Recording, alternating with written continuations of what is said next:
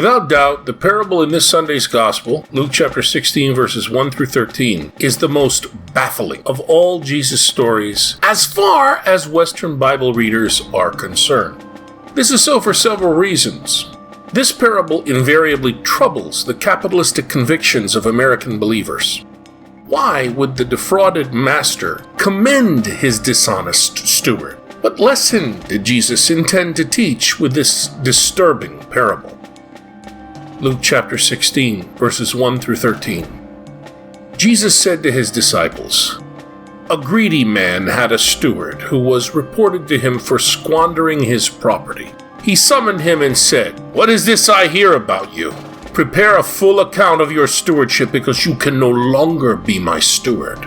The steward said to himself, 'What shall I do? Now that my master is taking the position of steward away from me, I am not strong enough to dig, and I am ashamed to beg. I know what I shall do so that when I am removed from the stewardship, they may welcome me into their homes.'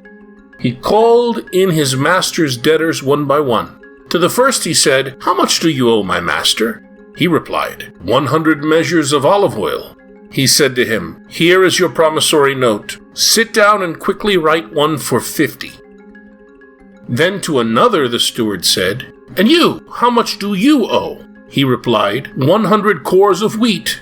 The steward said to him, 'Here is your promissory note. Write one for 80. And the master commended that dishonest steward for acting prudently. For the children of this world are more prudent in dealing with their own generation than are the children of light. I tell you, make friends for yourselves with dishonest wealth, so that when it fails, you will be welcomed into eternal dwellings. The person who is trustworthy in very small matters is also trustworthy in great ones, and the person who is dishonest in very small matters is also dishonest in great ones. If therefore you are not trustworthy with dishonest wealth, who will trust you with true wealth? And if you are not trustworthy with what belongs to another, who will give you what is yours? No servant can serve two masters. He will either hate one and love the other, or be devoted to one and despise the other. You cannot serve both God and mammon. Before breaking this down, I would like to invite you to check out my playlist on the parables of Jesus. There you will find 52 video presentations that dive deep into what parables are and why Jesus told them. Specifically, this playlist covers the 5 most difficult to understand of Jesus' stories. Among them, this parable, imperfectly called the parable of the Shrewd Steward. To explore this parable in depth, just go to the playlist and watch videos numbers 34 through 41. At the end of this presentation, I will give you a link. Ancient economics is very different than ours. In the pre-industrial agrarian world of Jesus, agriculture was the heart of the economy. Modern contrasts such as rich and poor, urban and rural, industrial and agricultural are irrelevant to the time of Jesus and the Gospels. The chief issues were who controlled the land and the agricultural production, and who had the power to extract the surplus. In our world, wealth buys power, but in the world of the Gospels, power stole wealth. In this parable, the landowner has a steward who manages the agricultural production of his property. The debtors owe the master produce, olive oil and wheat. The overwhelming majority of Jesus' audience, when he told his stories, were starving, exploited Galilean peasants just like him. See where they fit? Here is where the landowner fits in the social scale of Jesus' world. What would Jesus' peasant audience think of him? He's a greedy SOB, of course. He's trying to steal the ancestral lands of Galilean peasants by which they survived on subsistence farming. To hell with him. That's what the peasants in Jesus' audience would think. Here is where the steward fits in Jesus' social world. Would Galilean peasants have any sympathy for him? No way. he's a lapdog for his greedy SOB master. To hell with both of them. Retainers like this steward could read and write just enough to manipulate village contracts that screwed over illiterate Galilean peasants like Jesus and his audience. Because of this, scribes like the steward were detested. Is the steward going to be destroyed? Jesus' peasant audience would cheer at that suggestion. So how would this story be good news to peasants like Jesus and the overwhelming majority of his audience? Money in peasant economies is neither the only nor the predominant medium of exchange.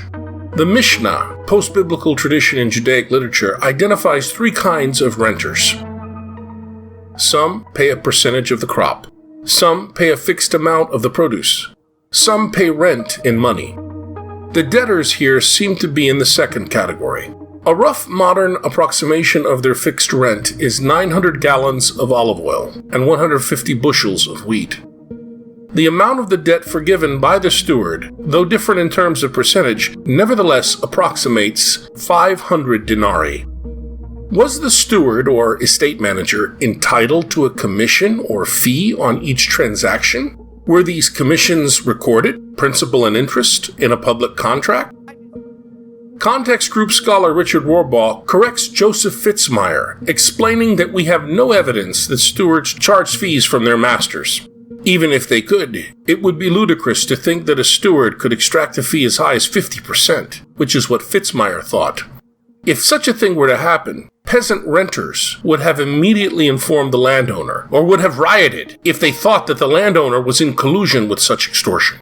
We don't really know if the steward actually was mismanaging his master's affairs and stealing from him. Maybe he was, maybe he wasn't, but it doesn't really matter. All that matters is how the master is perceived publicly, and how that affects his honor rating. Gossip in the world of Jesus killed, whether it was factual or not. The Mishnah decrees that an agent should pay for any losses he caused his employer. This steward is extremely fortunate. It looks like he's only being dismissed, not fined or imprisoned. The steward is both stunned and inspired by his master's mercy. The dismissal would be effective immediately, but the shrewd steward realizes he has a window of opportunity before the news reaches the debtors and their peasant renters in the village. He summons debtors and instructs them to sit down quickly and generously alters their debts. When the master discovers the steward's strategy, he faces a catch-22. If the master rescinds his steward's new contracts, which he would be legally entitled to do because they are unlawful, he will alienate his debtors and in turn entire villages of peasant renters. By this point, everyone, down to the poorest peasant, would have already been celebrating the master's generosity. The whole countryside would have become the master's propaganda machine, spreading his honor everywhere. On the other hand, if the master allows these illegally reduced contracts to stand, he will be short of produce this year, but his honor, something infinitely more valuable, will spread far and wide, as also will the honor or reputation of the shrewd steward for arranging the deals. People will continue to praise the noble and generous landowner. So what does he do? The master applauds the shrewd steward, and everyone in the story truly lived happily ever after. In the Mediterranean world, honor is the true wealth. Although deprived of surplus this year, the master has gained something far greater honor. Even if his dismissal stands and the steward winds up unemployed, now he can turn to his former clients and make claims on them for favors as he needs them. Everybody knows that the steward was the one who arranged these excellent deals. And it's great. And the peasants are happy. They're full of good news. For at least this one harvest season, Galilean peasants might be able to live slightly above, or at least just at, but definitely not below, the subsistence level, which is where they usually found themselves, starving. Now, following insights from the Context Group of Biblical Scholars, I have to say that the anonymous author called Luke did not really understand this parable of the humiliated master. Living decades after Jesus, far away from the Galilee, he was far removed from the starving peasant situation of Jesus and his audience. And the people he had received this parable from also lived far away from Jesus' situation and also didn't understand the story all that well. They added morals to Jesus' story, and Luke knew at least 4 different morals to the story. He added them all to his version of the parable as supplemental verses. None of these 4 different morals actually correspond to what's going on in the story, and it looks as if Luke, by adding all 4, understood they didn't really explain it.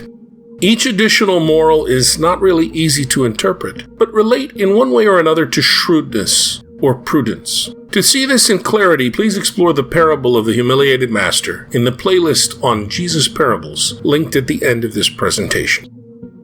And what about us? Can we 21st century Western and American Christians get anything applicable to our lives from Jesus' Mediterranean story here? Maybe. Maybe money isn't everything.